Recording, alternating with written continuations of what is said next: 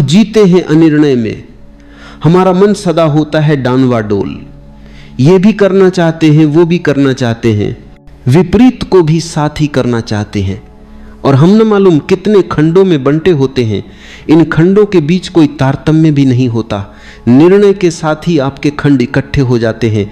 निर्णय का एक सूत्र आपको जोबा देता है, आप टुकड़ों में बंटे हुए एक भी ना होकर व्यक्ति बन जाते हैं। अगर आपने कभी कोई छोटा मोटा निर्णय भी किया है तो उस निर्णय के साथ ही भीतर जो एकाग्रता फलित होती है, उस निर्णय के साथ भीतर जो एक हल्कापन और ताजगी आ जाती है, उसका भी अनुभव किया होगा। साधारण निर्णय में भी धुआं छंट जाता है, बादल हट जाते हैं, सूर्य का प्रकाश हो जाता है, निर्णय के साथ ही धुंध के बाहर हो जाते हैं। लेकिन बंगपे निर्णय तो बंगपे क्रांतिकारी हैं, उनके बाद आप वही आदमी नहीं रहते हैं और फिर दोबारा लौटना असंभव हो जाता है। ऐसा ही निर्णय है साधक बनने का निर्णय। इस निर्णय के साथ ही व्यक्ति की भीतर की आंख पहली दफा खुलती है, पलक पहली दफा उठता है। तो यह पलक उठ गया है और यह है आंख खुली, और गुरु ने शिष्य को कहा है, वह देख ईश्वरीय प्राज्ञा के मुमुक्षु, तू अपनी आंखों के सामने क्या देख रहा है? इस निर्णय के साथ ही भीतर जो एकाग्रता फलित हो रही है, उस एकाग्रता में तुझे क्या दिखाई पड़ रहा है? ये आपके बाहर दिखाई पड़ने वाली दो आंखों की बात नहीं है, ये तो निर्णय के साथ भीतर जो तीसरी आंख खुलती है उसकी बात है। देख तेरी आंखों के सामने क्या घट रहा है। और जो दिखाई पड़ रहा है साधक को, वह मनुष्य के मन की बही गहनतम खोज है। और जब आप भी अपने भीतर प्रवेश करेंगे तो जिससे आपकी पहली मुलाकात होगी वह आपकी आत्मा नहीं है, जिससे आपकी पहली मुलाकात होगी वह आपकी छाया है, आपकी आत्मा नहीं। और अब तक हम छाया को ही आत्मा मानकर जिए हैं, इसलिए स्वाभाविक है कि उससे ही हमारा पहले मिलना हो। यह हमारे भीतर जो एक छाया है, जिसको पीछे मनोविज्ञान ने, विशेषकर गुस्ताव जुंग ने बड़ा मूल्य दिया और कहा कि हर आदमी की एक शैडो है, वह छाया जो आपको दिखाई पड़ती है सूरज की धूप में, वह नहीं है जो आपने अपनी ही भूल और अपने अज्ञान से अपने भीतर निर्मित कर ली। आपकी अस्मिता, आपका अहंकार, वह भी आपका पीछा कर रही है। सूरज की धूप भी जब नहीं होती तब भी वह छाया आपका पीछा करती है, और उस छाया में ही आप जीते हैं, और उस छाया को ही मान लेते हैं कि यह मैं हूं, और उस छाया के आसपास ही एक संसार निर्मित करते हैं। तो जैसे ही निर्णय की आंख खुलती है, पहली मुलाकात उसी छाया, उसी मनस्काया से होती है। शिष्य ने कहा, पदार्थ के समुद्र पर अंधकार का आवरण देखता हूं और उसके भीतर ही मैं संघर्षरत हूं, यह भी देखता हूं, और मेरी दृष्टि की छाया में वह गहराता है। और जैसे मैं देखता हूं वह जो अंधकार है और गहन हो जाता है, मेरी दृष्टि से और घना मालूम पीता है, और आपके हिलते हाथ की छाया में उसे विच्छिन्न होते भी देखता हूं।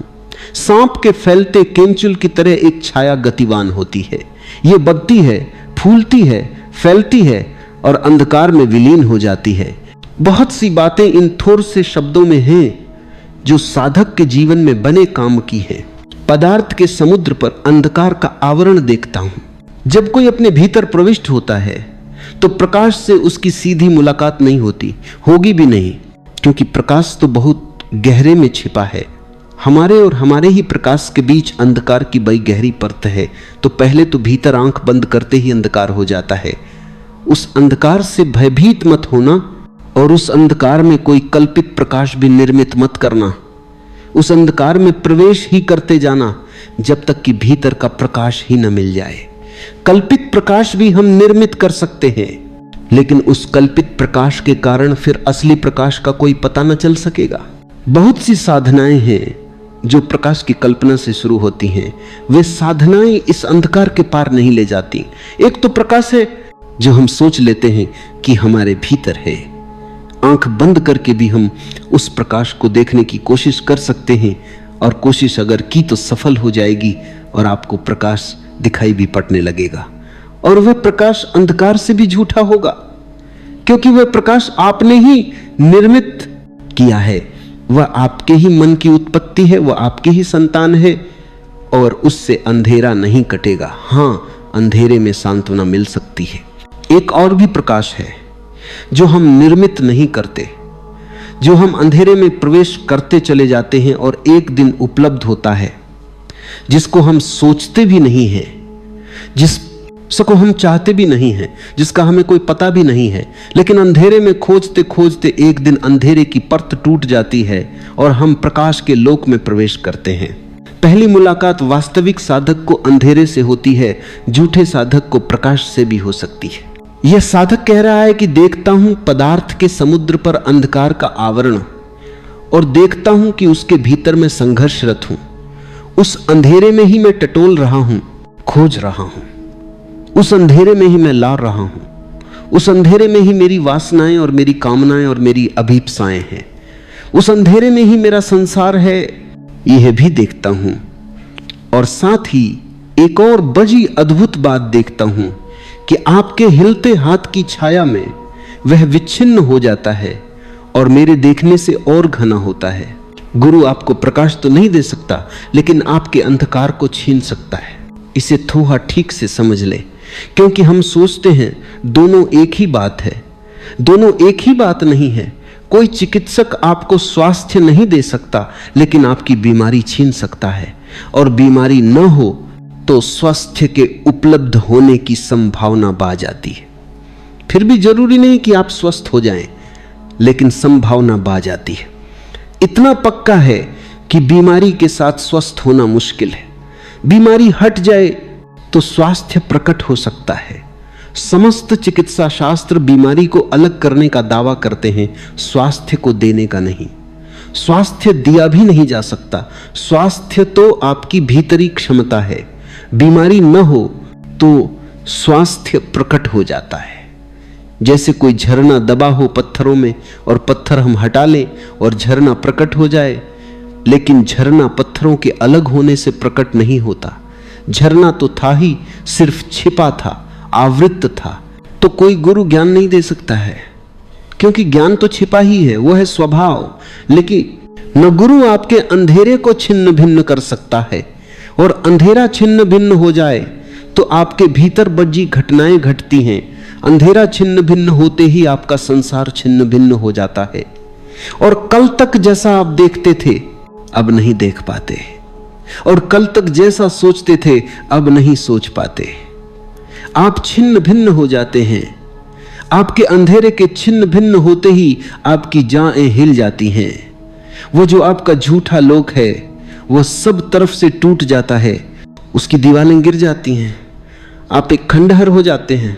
वह शिष्य देखता है कि आपके हिलते हाथ की छाया में वह विच्छिन्न हो जाता है, टुक्के टुक्के हो जाता है, दूर हट जाता है। लेकिन जब मैं गौर करता हूं तो घना हो जाता है। जब मैं देखता हूं, मेरी दृष्टि उस पर एकाग्र करता हूं तो बहुत घना हो जाता है। ध्यान रहे, जैसे कि सुबह के पहले रात घनी हो जाती है, अंधेरा प्रगाढ़ हो जाता है, वैसे ही जब कोई भीतर एकाग्र होकर देखता है तो वह जो विराट अंधकार हमने जन्मों जन्मों में इकट्ठा किया है वह सघन हो जाता है, इकट्ठा होने लगता है, कंडेंस्ड हो जाता है। और अगर कोई ठीक से खोज करता रहे तो ठीक आपकी प्रतिमूर्ति अंधेरे में निर्मित हो जाती है। आपकी ही छाया, आपका ही निगेटिव, आप अपने को ही खसा देख पाते हैं। और अगर इसे गौर से कोई देखता ही चला जाए तो वह छाया सघन होते होते छोटी होती चली जाती है। अंत में एक बिंदु मात्र अंधेरे का रह जाता है, और जिस दिन वह बिंदु भी विसर्जित हो जाता है उसी दिन प्रकाश का द्वार खुल जाता है। जितनी हो एकाग्रता इस अंधकार की मूर्ति पर, वह उतनी ही छोटी होती चली जाती है, और जितनी हो एकाग्रता कम, उतना ही अंधकार बड़ा होता चला जाता है।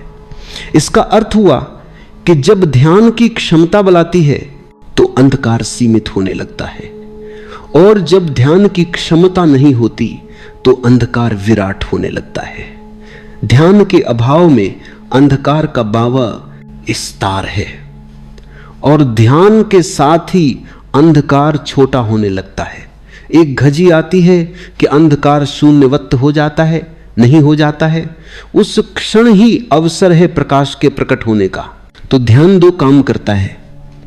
अंधकार को छोटा करता है और प्रकाश के द्वार को खोलने का उपाय करता है। सांप के केंचुल की तरह वह छाया गतिवान है, बतती है, फूलती फैलती है और अंधकार में विलीन हो जाती है। किन्हीं किन्हीं क्षणों में वह साधक कह रहा है कि मैं उसे सघन होते भी देखता हूं, लेकिन बजी परिवर्तनशील है। जैसे हाथ में किसी ने पारे को पकाने की कोशिश की हो और बिखर बिखर जाए, कुछ पक्कान में नहीं आती, कभी लगती है कि है और कभी अंधकार में खो जाती है। ऐसा ही है हमारा अज्ञान का लोक। वहां पक्कल में कुछ भी नहीं आता। मुट्ठी बांधते बांधते पता लगता है कि जिसे पकड़ते थे वह छूट गया।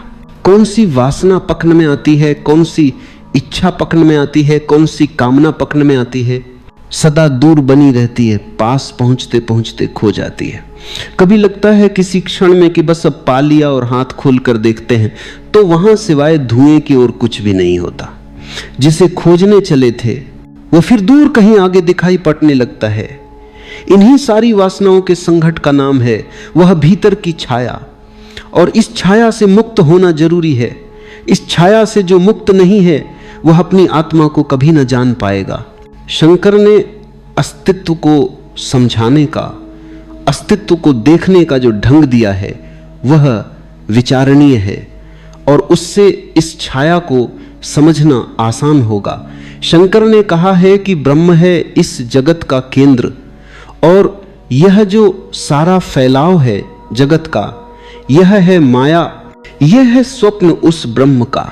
ठीक ऐसे ही अगर आपको हम आत्मा माने तो आपके आसपास जो एक छोटा सा संसार वासनाओं का निर्मित हो जाता है वह आपकी माया है, आपकी छाया है।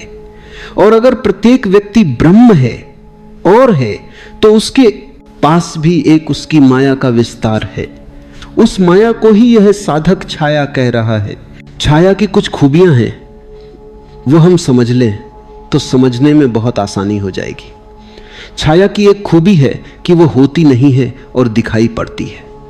जब आप रास्ते पर चल रहे होते हैं और धूप में आपकी छाया पड़ती है तो वहां होता क्या है? छाया में कोई सत्व, कोई सब्सटेंस तो नहीं होता, कोई द्रव्य तो नहीं होता। छाया सिर्फ अभाव है। प्रकाश की किरणें आप पर पड़ती हैं और आप आं बन जाते हैं। जितने हिस्से में आप आं बन जाते हैं उतने हिस्से में पीछे प्रकाश की किरणें नहीं पड़ पाती हैं, छाया निर्मित हो जाती है। वह छाया सिर्फ प्रकाश का अभाव है, वह छाया कुछ है नहीं। इसलिए हम छुरी से उसे काट नहीं सकते, आग से हम उसे जला नहीं सकते, और हम उसे मिटाना चाहें तो मिटाने का भी कोई उपाय नहीं है, क्योंकि जो नहीं है उसे मिटाया भी नहीं जा सकता। और छाया से कोई लड़ेगा तो हारेगा, जीत भी नहीं सकता है, क्योंकि जो नहीं है उससे जीतने का भी क्या उपाय है? बहुत लोग छाया से लड़ने में लग जाते हैं और तब पराजय के सिवाय उन्हें कुछ भी हाथ नहीं लगता। जो अपनी वासनाओं से लड़ने में लग जाएगा वह पराजित होगा, जो संसार से लड़ने में लग जाएगा वह पराजित होगा। जीतने का रास्ता यहां लड़ना नहीं है, जीतने का रास्ता यहां समझना है। जिसने छाया को समझ लिया कि वह नहीं है, वह जीतता नहीं, उससे मुक्त हो जाता है। एक बार जान लेने पर कि छाया नहीं है, अभाव है, एब्सेंस है, अनुपस्थिति है किसी की, बात समाप्त हो जाती है। आपके भीतर की वासनाएं, आपके भीतर जो छिपी आत्मा है, उसके अनुभव का अभाव है, और जब तक उसका अनुभव न हो जाए छाया बनेगी। इसका यह अर्थ हुआ कि जैसे सूरज की किरणों का अभाव हो तो छाया बनती है।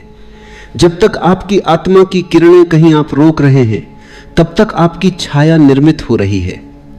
जब तक भीतर का प्रकाश कहीं रुक रहा है किसी दीवाल से, तब तक छाया निर्मित हो रही है। छाया से लौटना व्यर्थ है, इस भीतर के प्रकाश को विस्तीर्ण कर लेना सार्थक है। छाया खो जाएगी, इसलिए हमने एक बद्दी मधुर कथा निर्मित की है। जैन कहते हैं कि उनके तीर्थंकरों की छाया नहीं बनती, महावीर चलते हैं तो उनकी छाया नहीं बनती। यह बात तो झूठ ही है। महावीर चले या कोई भी चले, छाया तो बनेगी, लेकिन मतलब बहुत गहरा है और साफ है। और इस तरह के सत्यों को मैं कहता हूं काव्य सत्य। यथार्थ में महावीर के पास जाकर देखेंगे तो आप मुश्किल में पाएंगे। छाया तो उनकी भी बनेगी, क्योंकि जहां काया है वहां आ बनेगी। लेकिन यह बात भीतर की छाया के लिए है। भीतर महावीर की कोई छाया नहीं बनती। वो जो शैडो पर्सनैलिटी है खो गई, अब वे अकेले हैं, अब उनकी आत्मा ही है, उसके आसपास कोई छाया का आवरण नहीं है। इस बात को कहने के लिए ही यह कथा है। लेकिन बड़ा झगड़ा लोगों के मनों में चल जाता है। फिर इस पर ही लोग विवाद करते रहते हैं कि महावीर की छाया बनती या नहीं बनती। अगर नहीं बनती तो वे तीर्थंकर हैं, और अगर बनती है तो साधारण आदमी है। नहीं बनती तो तीर्थंकर है, और बनेगी तो छाया।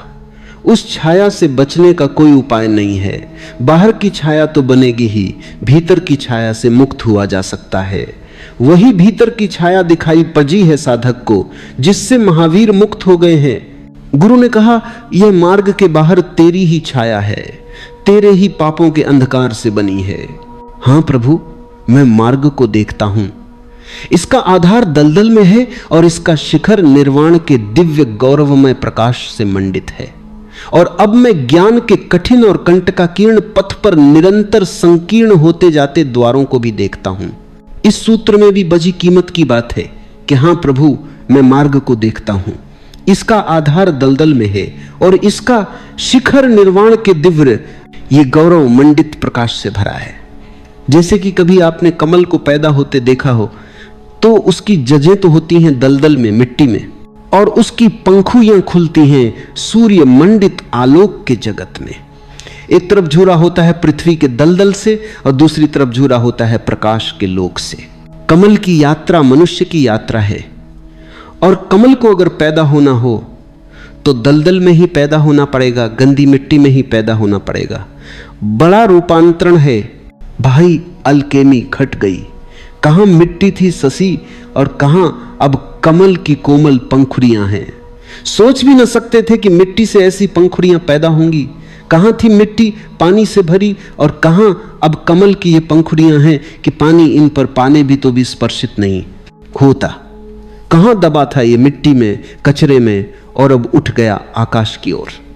इसकी मिट्टी को कोई देखता तो सौंदर्य का भाव भी न उठता, और अब इसे कोई देखता है तो सौंदर्य का यह प्रतीक हो गया है।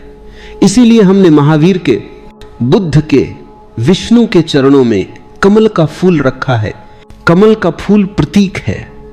संसार दलदल है, लेकिन उससे दुश्मनी करने का कोई प्रयोजन नहीं है, क्योंकि कमल भी अगर अपनी मिट्टी से दुश्मनी करे तो उठ न पाएगा।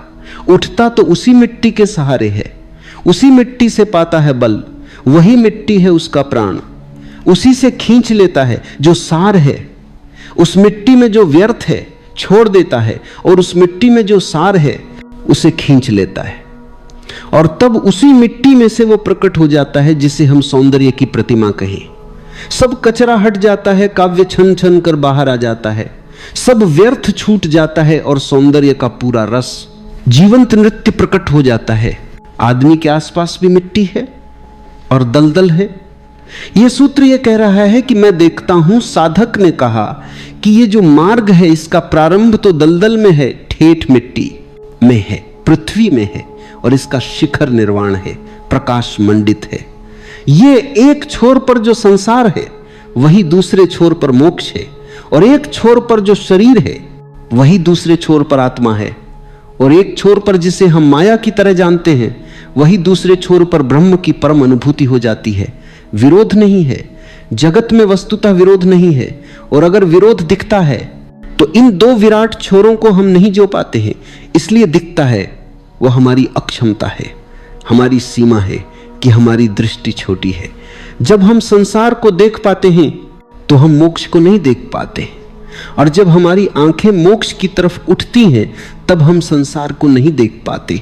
और जो पूरे मार्ग को देख पाएगा वह कहेगा कि एक छोर पर जो अंधेरा था वही दूसरे छोर पर प्रकाश हो गया, और एक छोर पर जो जंजीरें थीं वही दूसरे छोर पर मुक्ति और स्वतंत्रता बन गई।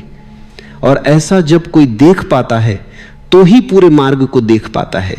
अब मैं ज्ञान के कठिन और कंटकाकीर्ण पथ पर निरंतर संकीर्ण होते जाते द्वारों को भी देखता हूं। यह भी देखता हूं कि पहला द्वार तो बहुत बड़ा है, दूसरा द्वार और छोटा है, तीसरा द्वार और छोटा है, और द्वार छोटे होते चले जाते हैं। निरंतर संकीर्ण होते जाते द्वारों को देखता हूं और अंतिम द्वार तो बिल्कुल संकीर्ण हो जाता है। और जब मैं कहता हूं बिल्कुल संकीर्ण, तो उसका मतलब कि आप अगर थोड़े से भी बचे तो उसमें से प्रवेश न हो सकेगा। जीसस ने कहा है, ऊंट भी निकल सकता है सुई के छेद से, लेकिन वे जो धनवान हैं वे मेरे मोक्ष के द्वार से न निकल सकेंगे। ऊंट भी निकल सकता है सुई के छेद से, वे जो धनवान हैं वे मेरे मोक्ष के द्वार से न निकल सकेंगे। अति संकीर्ण है। और धनवान कौन नहीं है? आपने निर्धन आदमी देखा जिसके पास कुछ भी नहीं है, वो भी मानकर चलता है कि कुछ उसके पास है। और ऐसे भी लोग हैं जो अपनी निर्धनता को भी धन बना लेते हैं। अगर कोई आदमी अपने त्याग का गौरव करता है तो उसका अर्थ हुआ कि उसने निर्धनता को भी धन बना लिया। वह भी मोक्ष के द्वार पर अखेर कर खचा हो जाएगा कि मैं कोई छोटा मोटा आदमी नहीं हूं, मैंने इतना त्याग किया है। वो उतना त्याग भी उसने बैंक बैलेंस बना लिया, वो उसे साथ ले आया। सुना है मैंने कि एक सम्राट एक चर्च में प्रार्थना कर रहा था। कोई धर्म का बड़ा दिन था और सभी प्रार्थना को आए थे। सम्राट भी आया था और फिर प्रार्थना करते करते जोश में छच गया, जैसा कि हम सभी चाट जाते हैं। और फिर वह जरा ज्यादा बातें कहने लगा और वह यहां तक बोल गया कि हे प्रभु, मैं तेरे चरणों में क्षुद्र से क्षुद्र धूल हूं, मैं ना कुछ हूं ना चीज, मैं कुछ भी नहीं हूं। जब वह यह कह रहा था तभी उसने देखा कि पास में एक साधारण आदमी भी प्रार्थना कर रहा है और वह भी प्रभु से कह रहा है कि मैं भी कुछ नहीं हूं ना कुछ। उस सम्राट ने कहा कि सुन, ये कौन मुझसे प्रतियोगिता कर रहा है? ध्यान रहे, मेरे राज्य में मुझसे ना कुछ, मुझसे ज्यादा ना कुछ और कोई भी नहीं है। हम अपने न होने को भी संपत्ति और धन बना सकते हैं। यह सम्राट यह भी बर्दाश्त नहीं कर सकता कि कोई और भी हो इसके राज्य में जो कह सके कि मैं कुछ भी नहीं हूं, उसमें भी सम्राट ही आगे होगा। जीसस का मतलब धनवान से यह नहीं कि जिनके पास धन है, धनवान से मतलब है कि जिनके मन में मैं कुछ हूं ऐसा भाव है, ऐसा व्यक्ति उस द्वार से ना निकल सकेगा। साधक कह रहा है कि देखता हूं कि हर द्वार और संकीर्ण होता चला जाता है, इसीलिए तो अहंकार को छोड़ना पड़ता है। वह जो परिग्रह का भाव है उसे छोड़ना पड़ता है। वह जो हमने बोझ इकट्ठा कर लिया है उसे छोड़ना पड़ता है, क्योंकि द्वार संकीर्ण होते चले जाते हैं और हमें छोटा होना पड़ता है। और अंतिम द्वार शून्य है और वहां से केवल वही निकल पाता है जो शून्य हो जाता है।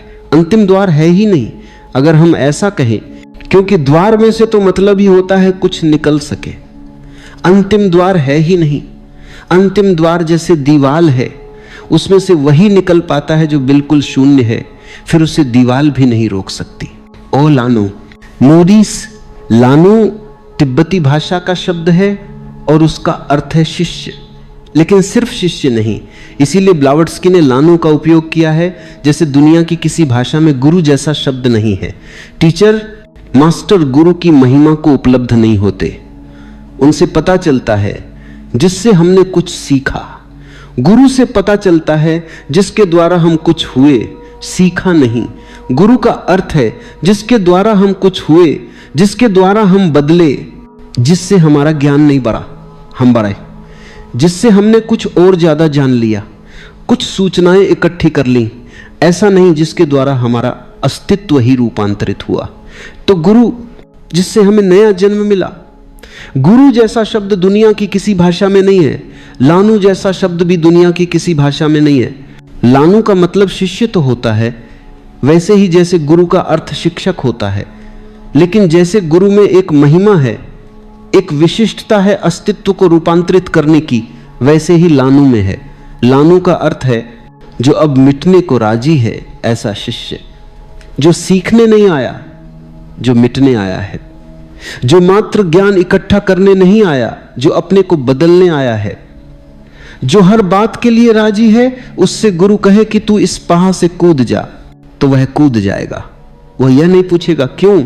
शिष्य पूछ सकता है क्यों, क्योंकि वह कुछ सीखने आया है। लानू का अर्थ है जिसने अपने को पूरी तरह समर्पित कर दिया। और क्यों? क्या? और प्रश्न जिसके मन में न रहे, जो निष्प्रश्न होकर चरणों में गुरु के आ गया है और गुरु जो कहेगा वैसा ही कर लेगा, उससे अगर वो नरक में भी पहुंच जाए तो यह नहीं पूछेगा। क्यों? वो पूछेगा ही नहीं। पूछने की बात ही जिसने छोड़ दी है।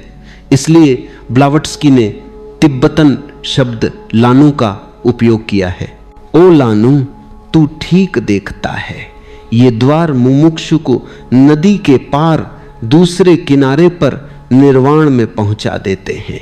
प्रत्येक द्वार की एक स्वर्ण कुंजी है जो उसे खोलती है दूसरे पार, ऑफिसल के पीछ। इस पार हम हैं, उस पार हमारी आशाओं का लोक है, और उस पार जाने के लिए नदी में उतरना जरूरी है। लेकिन बहुत लोग, कबीर ने कहा है, ऐसे हैं। कबीर ने कहा है, जिन खोजा तिन पाइयां, गहरे पानी बैठ, मैं बोरी खोजन गई, रही किनारे बैठ। जिन्होंने भी पाया है वे वही लोग हैं जो गहरे पानी में उतरे हैं। मैं भी खोजने गया, लेकिन मैं पागल कि मैं किनारे पर बैठ गया। किनारे पर सुरक्षा है, नदी में खतरा है, डूब जाने का खतरा है, मिट जाने का खतरा है।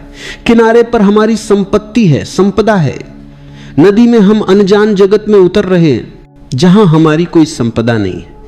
और यह किनारा तो पक्का है कि है, वह दूसरे किनारे का कोई भरोसा नहीं कि हो, न हो वह दिखाई भी नहीं पड़ता है, दूर है बहुत। और शायद जब यह किनारा बिल्कुल नहीं दिखाई पड़ेगा तभी वह दिखाई पड़ना शुरू होगा, और उतने दूर तक जाने की हिम्मत जहां की अपना परिचित किनारा भी दिखाई पड़ना बंद हो जाए। जो जुटा लेता है उसी का नाम है लानू, उसी का नाम है शिष्य। ओ लानू, तो ठीक देखता है।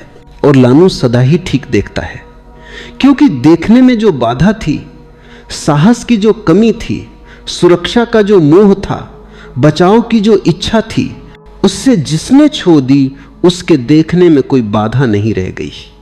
उसकी दृष्टि सीधी और साफ हो जाती है, वह दूर तक देखने लगता है, वहां दिखाई पड़ने लगा है उसे। वह सब जो कल होगा, भविष्य उसके निकट आ जाता है और वर्तमान में समाविष्ट हो जाता है। उसका वर्तमान भविष्य को अपने में ले लेता है। ओ लानू, तू ठीक देखता है। यह दूसरे किनारे पर जो निर्वाण का लोक है, उसके प्रत्येक द्वार की एक स्वर्ण कुंजी है।